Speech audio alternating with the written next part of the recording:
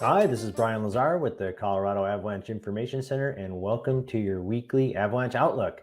Before we take a look at what's coming in the next several days, I wanted a quick recap of what happened last week. We had a very stark transition to spring-like conditions, very warm temperatures, ample sunshine. We pumped prodigious amounts of water into the snowpack, and we saw a lot of wet avalanche activity. If you look at our Avalanche Explorer tool here, you'll see that the peak of the avalanche activity took place right over the weekend. And since then, it's been declining as colder temperatures are moving in. So these images illustrate the kinds of avalanche activity we saw. It was a mix of wet slab avalanches, like this one from near Monarch Pass, wet slab avalanches near Aspen, and even down into the North San Juan. So this is when those weak layers get wet for the first time. So we saw a lot of wet slabs take place on east through south through west facing slopes, particularly at the lower elevations.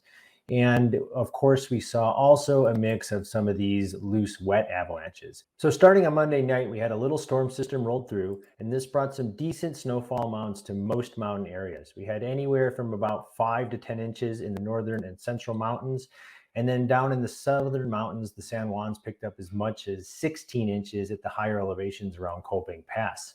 So this new snow has added a new layer to our very complicated snowpack, as this image from down near Ophir, Colorado illustrates. We just as recently as kind of Tuesday and into Wednesday, we're starting to see avalanches in this fresh storm snow.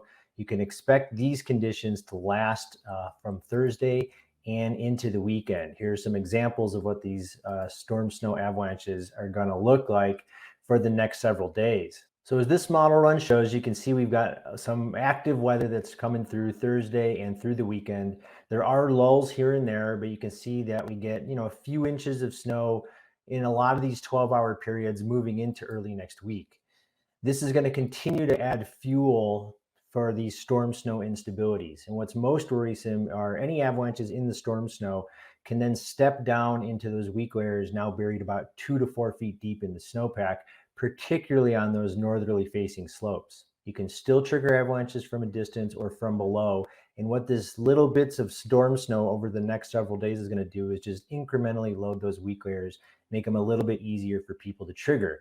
This video demonstrates a snowpack test and shows that this weak layer is still a concern for us across most mountain regions. Hey everyone, Dylan here with the Colorado Avalanche Information Center.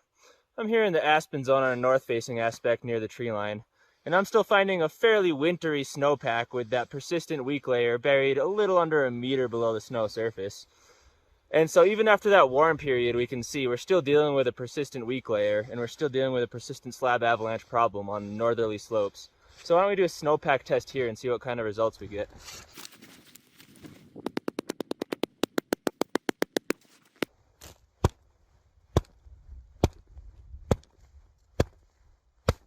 So as you can see, I got a propagating failure to cross the column, and it failed on that extended dry spell facet layer we had, buried a little under a meter deep. And really what this is showing us is even after that warm period, and even though it may feel like spring these days, we're still dealing with a persistent slab avalanche problem on northerly aspects, especially near and above the tree line.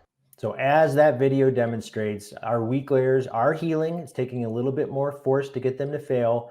But if you do, you're going to trigger large and very destructive avalanches. We still have a more winter-like snowpack on those northerly facing slopes. So steep northerly facing terrain near and above tree line are the most dangerous slopes as we move into the end of this work week, through the weekend, and into early next week. You remember, you can still trigger avalanches from a long ways away or even from the flats below steep slopes. So as you move around steep northerly facing terrain, make sure you give yourself very wide buffers. This is springtime in Colorado. We oscillate between wet avalanche concerns and cold, dry snow avalanche concerns. We're into the cold, dry variety for the next several days. Please make sure you stay on top of current conditions by getting your local forecast at colorado.gov/avalanche or on the CAIC mobile app. Stay safe out there, and we'll see everyone back here next week.